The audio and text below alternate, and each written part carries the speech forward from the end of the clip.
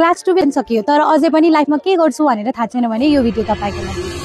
Before 2 years I was in the same situation. तपाईहरु जुन सिचुएसनमा हुनुहुन्छ अहिले म पनि त्यही सिचुएसनमा थिएँ। मलाई पनि थाहा थिएन कि मेरो लाइफको पर्पस के हो, मेरो लाइफको गोल के हो, एम के हो, मलाई के पनि थाहा थिएन र म एकदम डिल्युजनमा थिएँ अनि म एकदमै चिन्तित थिएँ आफ्नो फ्युचरको लागि। अवस्थामा छु भने म पुरै ब्ल्याङ्क छु के, मलाई कति पनि आइडिया नै छैन कि मैले भविष्यमा गएर के चाहिँ गर्ने होला र यस्तोको सोचै मात्रै भइसकेको थिएँ कि यतिसम्म कि मैले सोचेर मात्रै बस्न थालेँ, केही पनि एक्सनमा उतार्नै नै छोडेँ मैले हैन। डिल्युजनमै बसेँ जबसम्म मसँग एउटा पर्फेक्ट फ्युचर प्लानिङ हुँदैन, जबसम्म मसँग एउटा पर्फेक्ट भिजन हुँदैन तबसम्म म केही पनि गर्दिनँ भनेर म यतिकै डिल्युजनमा नै बसिरहेँ। र मलाई त्यति बेला लाग्थ्यो कि मेरो सम्पूर्ण अरू साथीहरूसँग चाहिँ एउटा पर्फेक्ट प्लान छ, पर्फेक्ट गोल छ, एम छ आफ्नो लाइफको लागि र म मात्रै एउटा होला जसलाई चाहिँ गोल नै छैन, एउटा एम नै छैन भन्ने लाग्थ्यो। तर अहिले आएर सोच्दाखेरि चाहिँ त्यस्तो होइन रहेछ। आई वाज नट एलोन, किन भन्दाखेरि सबैजना त्यो फेजबाट गुज्रिन्छ एकचोटि न एकचोटि।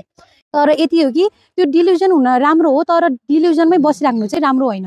त्यसको अब तपाईले देख्नु भएको एउटा कुनै पनि अप्सनमा तपाईहरु काम गर्न थालिहाल्नु होला, एउटा न एउटा केही न केही त भिजिबल होला नि आफ्नो अगाडि अप्सन, त्यही अप्सनमा केही पनि नसोचिकन काम गर्न थालिहाल्नु होला।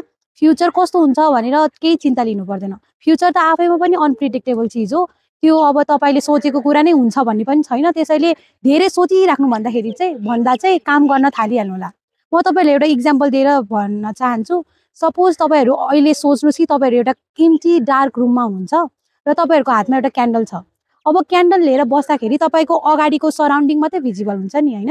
तपाईले रुमको एउटा कर्नरबाट अर्को कर्नर त देख्न सक्नुहुन्न र तपाईहरु अहिले त्यही फेजमा हुनुहुन्छ के, तपाईहरु अहिले प्रेजेन्ट मोमेन्टमा हुनुहुन्छ र फ्युचरको त्यो डार्कमा भएको अन्धकारले तपाईहरुले देख्न सक्नुहुन्न। तर त्यो क्यान्डलको उज्यालोले देख्न सक्ने अगाडिको अप्सनहरु त तपाईहरुमा भिजिबल छ। हो त्यो अप्सनको अगाडि टेकी हिँड्न थाल्नु होला, किन भन्दाखेरि तपाई जति अगाडि जाँदै हुनुहुन्छ तपाईको अगाडिको पोर्सनहरु त्यति नै, तपाईको अगाडिको बाटोहरु त्यति नै भिजिबल हुँदै जान्छ र अन्त्यमा तपाईहरु त्यो अन्धकारबाट बाहिर निस्कन सक्नुहुन्छ।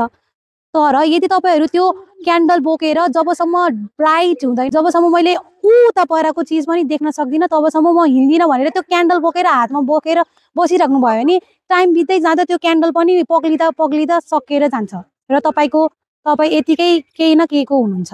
त्यसैले अहिले तपाईसँग जुन अप्सन भिजिबल छ आफ्नो अगाडि त्यही अप्सनमा काम गर्न थालिहाल्नु होला भनेर भन्न चाहन्छु।